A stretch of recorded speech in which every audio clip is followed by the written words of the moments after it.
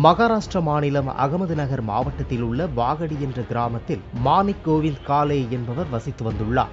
இவர் தனது வீட்டில் பூனை ஒன்றை வளர்த்து வந்துள்ளார். இந்த பூனை அருகிலுள்ள இயற்கை எரிவாயு தயாரிப்புக்காக பயன்படுத்தப்பட்டு கைவிடப்பட்ட கிணற்றில் விழுந்துள்ளது. இதை மீட்க முதலில் மாணிக் கிணற்றுக்குள் இறங்கியுள்ளார்.